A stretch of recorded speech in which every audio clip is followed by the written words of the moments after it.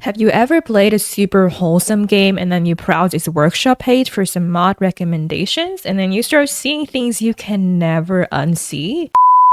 Yeah, that was me with the most unexpected games ever. Stadew Valley, Terraria, you're on my list of the weirdest modding communities for literal pixel games. Tell me, why do these most wholesome games always end up the most unhinged? And then here comes Rimworld. It is entirely something else. There's this pattern that I've noticed: the more innocent a game looks, the more chaotic the modding community becomes. It's kind of become a trend across gaming culture for some reason. At this point, I'm afraid it's basically a law of the internet. Look, I don't want to judge seriously. If you're into these things, you do you, okay? But why? Weirdly sexualized anime characters are one thing, which is another topic to cover, by the way. But sexualizing tiny, cutesy little pixel 2D characters? Come on now. Come on. Stadew Valley.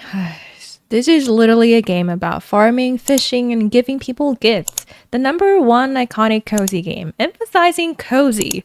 So explain to me why the modding scene said, let's milk the villagers. Have you ever wanted to take things further with the villagers? Frustrated that you spent months trying to get cows to a decent milk level, and yet after the same amount of work on the female and male villagers, you still cannot milk them? Do you just want to engage in intimate acts with your beloved? No, pervert. I mean, just an average thought of a Stadew Valley player, that's all. This mod has more than 100k downloads, by the way. Yeah, I'm haunted by making this video, and we're barely halfway, so stay haunted with me. Worry not, we're only at the tip of the iceberg. There are mods that let you date literal kids in the game, Vincent and Jazz.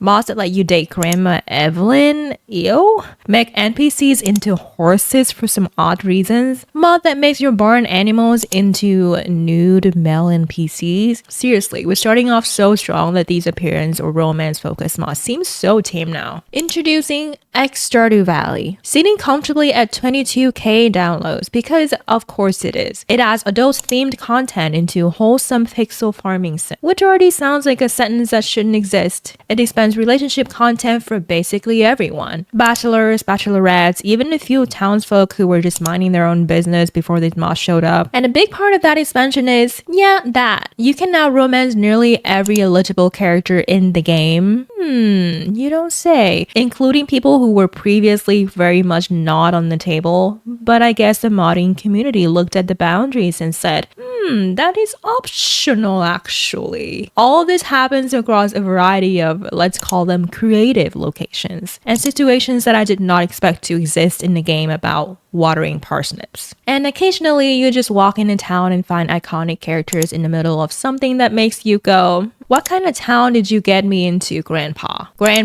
And yes, when they say immersive, they mean that both literally and very, very figuratively. Yandere Haley dialogue expansion makes Haley into a yandere, because apparently what this peaceful farming game was missing was emotional instability. This mod adds 170 plus new lines of dialogue, pre-marriage, post-marriage, festivals, etc. Basically, Haley has a lot more to say now, and some of it is concerning. At one point, you discover piles of photographs taken from outside your farmhouse window, which is already a sentence I did not expect to say about Stadew Valley. Turns out, Haley has been casually sneaking around at night taking candid photos of you. You know, totally normal small town behavior. And just to make things a little extra cozy, don't let her catch you getting a little too friendly with other characters, because she will have something to say about it. And let's just say it's less of a jealous girlfriend and more of, I hope you value your safety. But don't worry, the mod description reassures us that it's all about just flavor dialogue, which is great because nothing says relaxing farming game like being lightly threatened while watering your crops. Valley Girls, which already sounds innocent enough until you keep reading. This mod gives every female character a daily schedule, and apparently that schedule now includes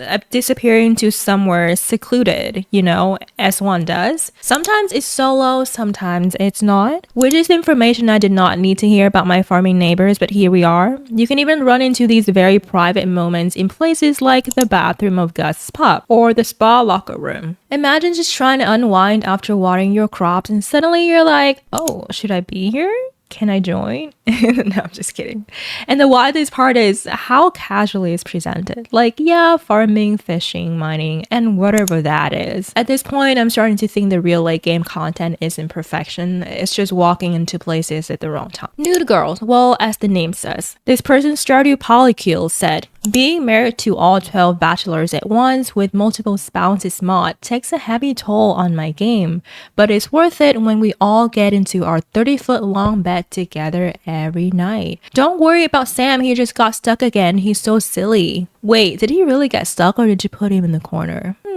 Things to think about. Well, let's end the Stadew Valley session with a comment. The Stadew modding community is like Thanos. For every great wholesome mod, there is also stuff like this. This would definitely make concerned Abe concerned. Like, for real. Alright, we all know what's next. Terraria. Honestly, Stadew Valley modding communities make Terraria seem so tame now.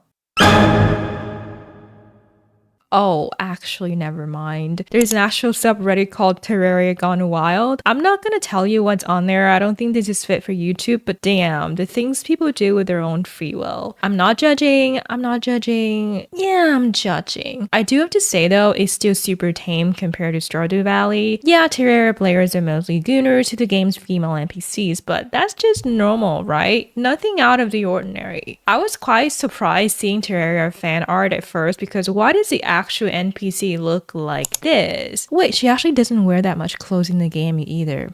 I mean, it makes sense. Who has time to shop for clothes when you can just use leaves to cover up your private areas instead, right? Oh, and because she's very lewd enough, let's introduce Lewd Dryad mod. Wait, look what I found. The Fetal Dryad, the idea of her using shrinking potion. The Giantess Dryad. The sky's the limit at this point, right? And because we're all for equality, other female NPCs also get the same treatment as well, so no girl feels left out. How thoughtful. Nux LMAO said, maybe Steam Workshop wasn't such a good idea after all. You don't say. So, how does her sprite work? Like, really, is she just a fully functional sprite in the game, or is only meant to just sit down? The OP said, no, she walks like a diva, talks like an influencer, and instead of her throwing and healing animation, she just squeezes her big bonkers together and a syringe flies at the monsters. It's uncomfortably well made, but she goes back to normal when a party is going on. Holy frick, a well put effort on such things like this. Serotonin really does stuff to our minds. The things we do out of horniness. Terraria's workshop page is the horniest Steam Workshop page I've ever seen. And the worst part is there are most likely hornier workshops. Yeah, wait until we look into Rimworld workshop page. Most of Terraria mods are boobs enlargement for some reasons. Big boobs save lives. It's either boob enlargement or more boob enlargement. But honestly, my final verdict is it's still a lot more tame than Stadew Valley, so shout out to my Terraria players. I approve. Happy gooning, I guess. Welcome to Rimworld modding community. Whatever you have in mind is 10 times more disturbing than that. We're not gonna get too deep in it because I don't want to haunt everyone's dream. I think I've haunted everyone enough with Stadew Valley modding community, but here are a few examples that are tame enough, well, somewhat tame enough. Lactation expansion, because who wouldn't want to milk your colonies? Humans can now be milked. In base game biotech, lactation is only useful as a means to nurse babies. Now, breast milk is a tangible resource that you can extract from lactating pawns. Colonists can either milk themselves or milk others, though non-colonists may get upset at forcibly being milked. Intimacy loving expansion honestly seems to be a very well made mod and not too disturbing. I might add it to my game sometime. Just going to throw this out there, but intimacy loving expansion adds the ability to build sex bots. Also hilarious when rays spawn in and start to bang while they prepare and the shells start falling on their heads while they're banging.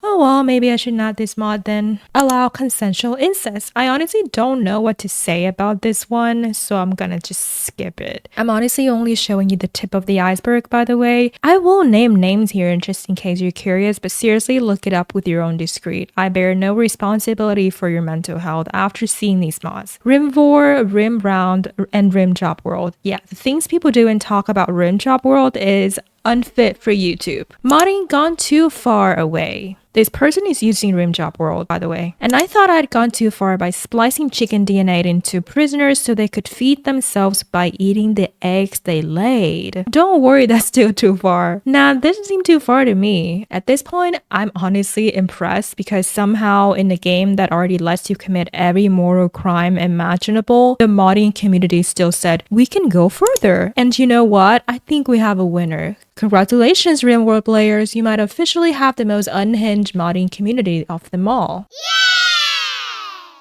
But enough of dreams haunting stories. Now let's talk about why this happens. Mods remove limits, and when there are no limits, people will explore everything. If you can do it, then why not, right? Yes, Rimworld is the most unhinged, but I still cannot shake my mind off of how weirdly twisted Stadew Valley modding community can be. At least with Rimworld, it isn't entirely unexpected. The game can get insanely dark with drug usage, cannibalism, slavery, breeding mechanics, but Stadew Valley and Terraria are something I never expected.